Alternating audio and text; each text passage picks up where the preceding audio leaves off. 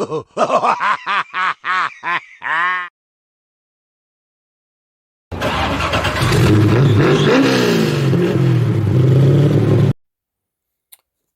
up, everybody? Welcome back to another video. Today doing something a little different, and it's kind of gonna be like a debate video, I guess. I mean, it probably will be after in the comment section, but whatever. So, you can already tell from the title what it's gonna be about. And before I start, I just want to say I'm not hating on the LS engine in any way, shape, or form. I obviously own a LS based truck, and the my older truck that I owned, I actually had the same engine in it. So if I hated them, I wouldn't obviously own them. And also, before I get into it, I'm going to go over why a LS swap might be best for you. All right, so there's multiple reasons why LS swaps can be good. The first one, we all know, you can find LS based truck engines in every junkyard everywhere for dirt cheap. So that's the first reason. Second, for the most part, you can find parts pretty cheap, and if not, you can still find parts pretty much anywhere. And so there's that. Another reason is they make good power stock. They can handle a lot of power, and for the most part, they can pretty much get them to fit in anything without too much, fabrication or anything like that. Depends on what you put it in. So those are the reasons why I could see why people would want to do LS swaps to begin with. And that's going to lead me to my first reason is I'm a very old school person. And by that, I mean, you know, even back in, 50s, 60s, whatever, nobody was doing swaps. Nobody was even talking about it. It wasn't really a thing. For the most part, engines back then were pretty, upgradable already, or you didn't really have to anyway. They already had enough power to begin with.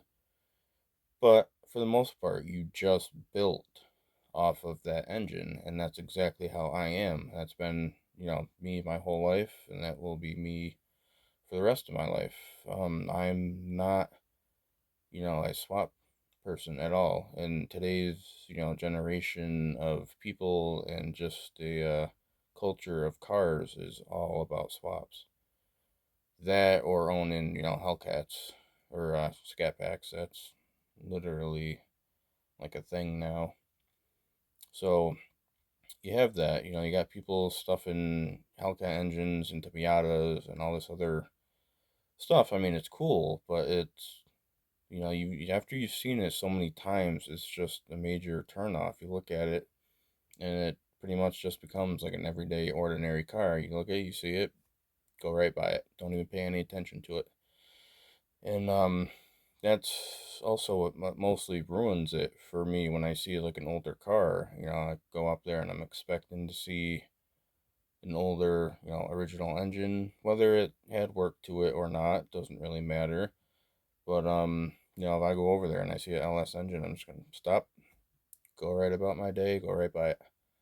And it's not so much that it don't really interest me, but like I said, it's just such a major turn off. That could have been something I could have went over and like, hey, what engine does this have? The stock engine, maybe learn a thing or two about it, just kind of check it out, see how it sounds. And nope, everybody's stuffing LS engines and everything. Well, I mean, I guess I should say LS based because let's face it, LS truck engines are not actual LS engines. They're LS based, obviously they look like it, but they have their own titles. My truck LC9, my old one LR4, LQ9, LQ4, L99, LM7, not a S in sight.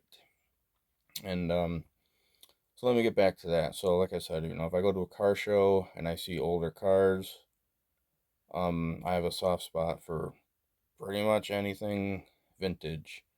And if I go up to it and I see an LS engine, that's I'm turning around and ruin my day. Um, yeah. So like I was saying, me, my whole life I have done nothing but build off of what I had available. So even back early to mid 2000s, there still was not a lot of swaps going on, and that's basically when that was still early stages of LS engines. They came out in '98, and there still wasn't a lot of people doing it. And then within the last, I want to say, 10 to 15 years is when it really started gaining popularity. And today it's freaking everywhere. They have LS Fest, they have all these other things you do. People bring their LS swap cars, trucks, boats, motorcycles, you name it.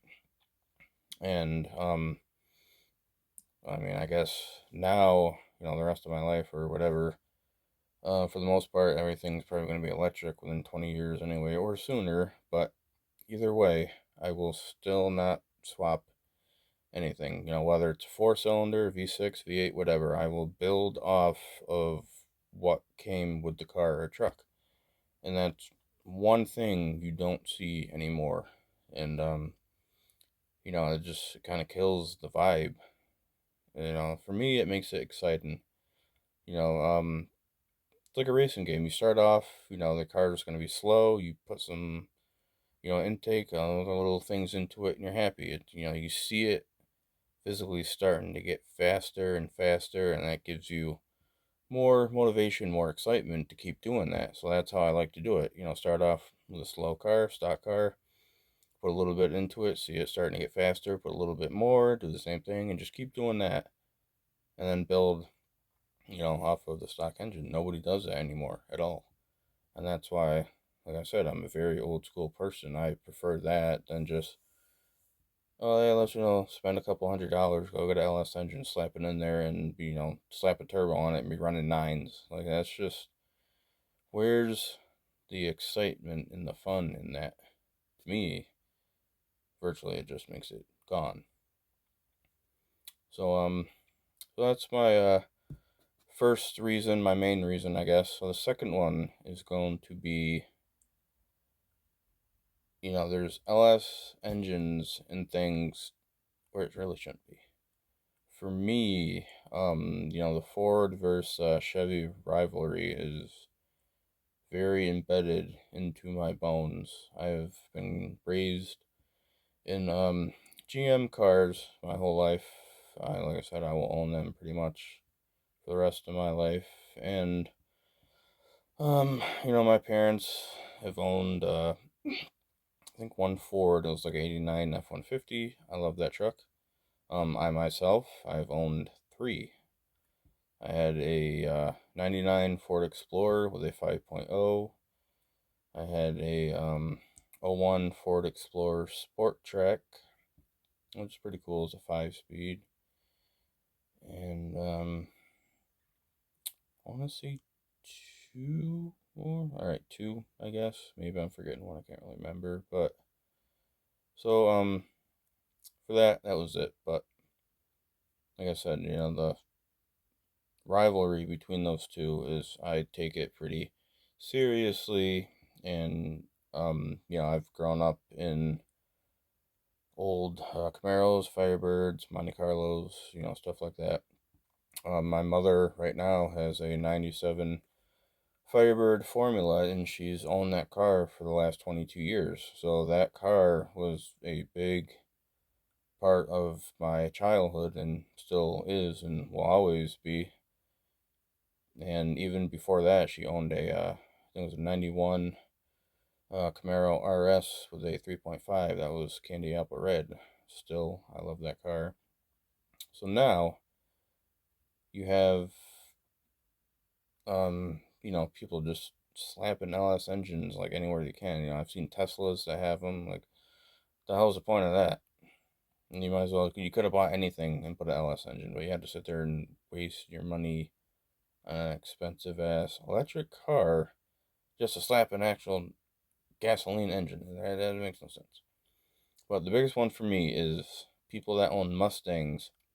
They're gonna, put an LS engine in there and then go out there and try racing stuff. Might have been LS swap already, or pretty much for the most part already came with LS engines because it's Camaro or Corvette or something like that. And to me, it's the same way. Like if you got that Ford, you pretty much, take that rivalry serious too, and you're pretty much saying you like Fords over Chevys. So why are you gonna get a Ford car and put a Chevy engine into it? Just makes no sense to me. But I mean, like I said, yes, they're cheap. They make power. You, I can see why you would do it, but yeah, that just kind of breaks that rivalry bond or whatever, I guess.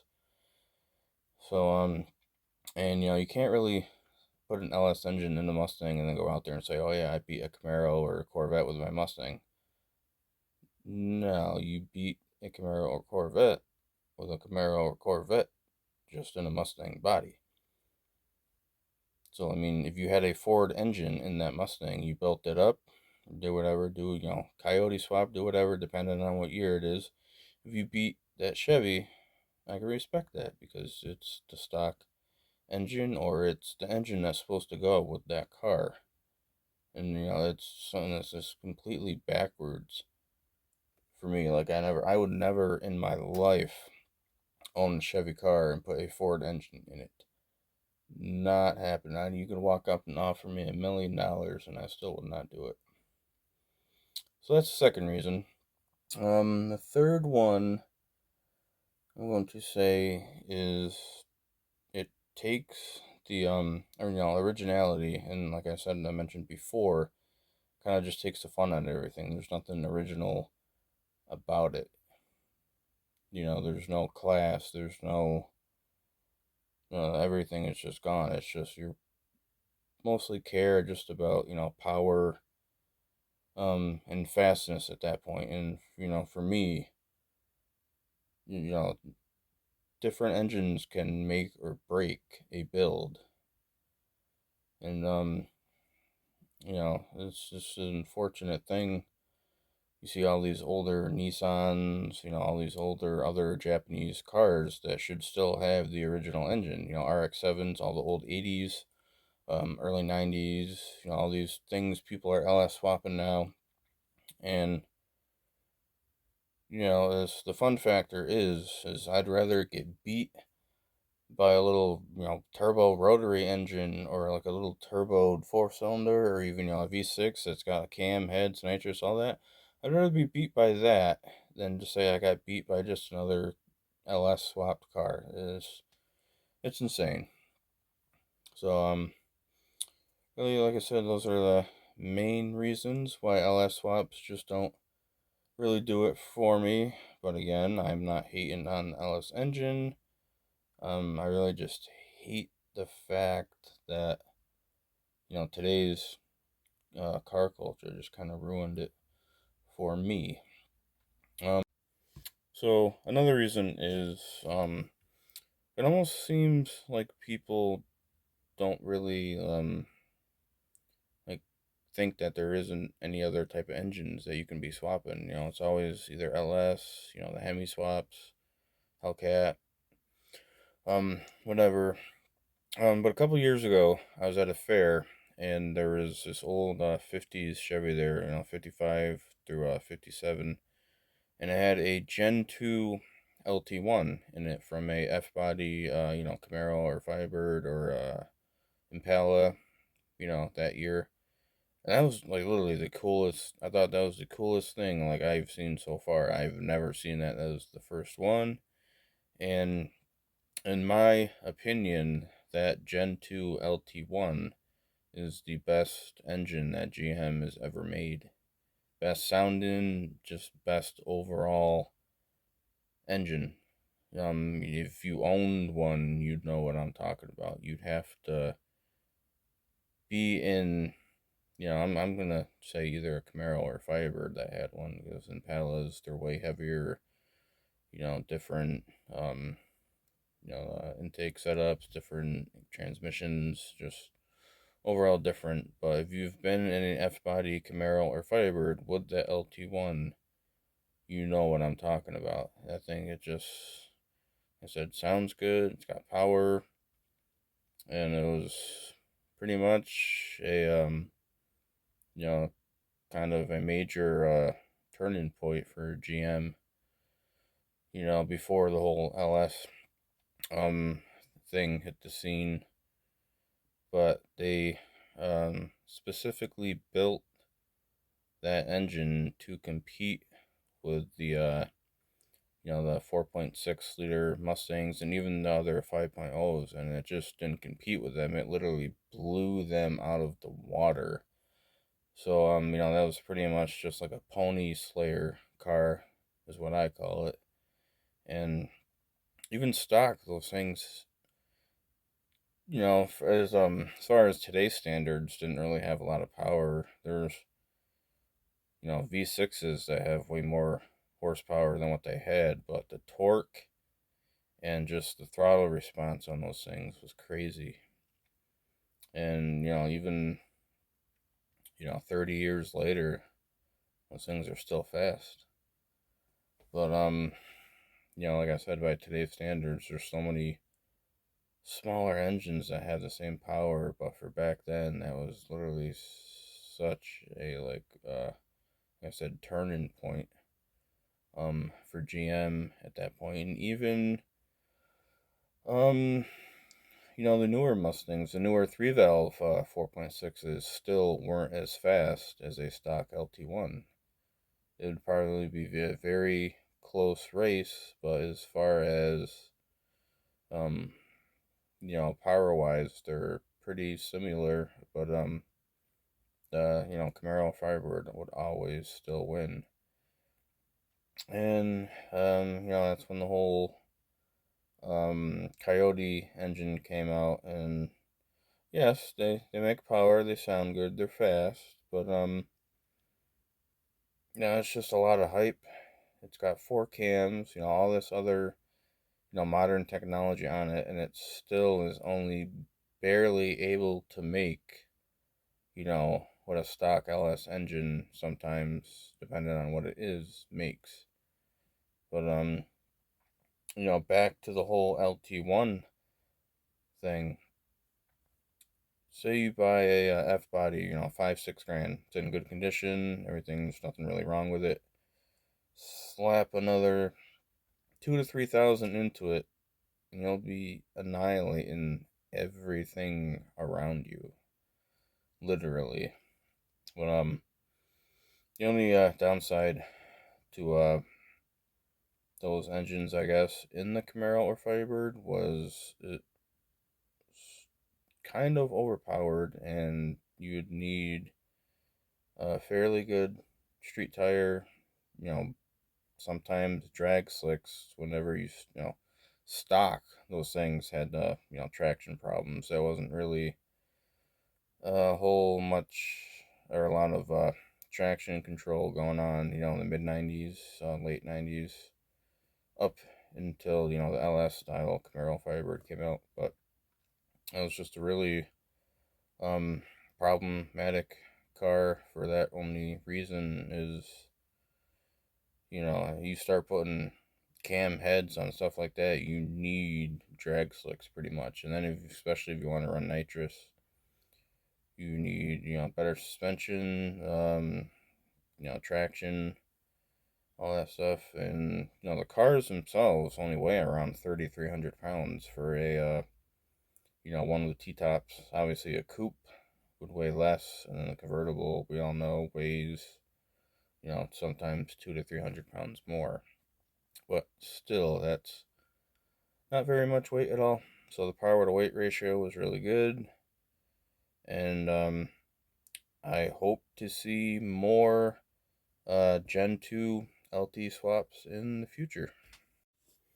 So this brings me down to my last reason, and that's going to be, if you're going to do an LS swap, do an actual LS swap. For the most part, every LS swap car or truck, whatever, is not an actual LS engine. You know, it's either a 4.8, 5.3, 6.0 out of a truck. And, you know, if you're turboing it, supercharging it, you know, anything that's going to be over 900 horsepower, I could see, because, you know, we know iron blocks are stronger.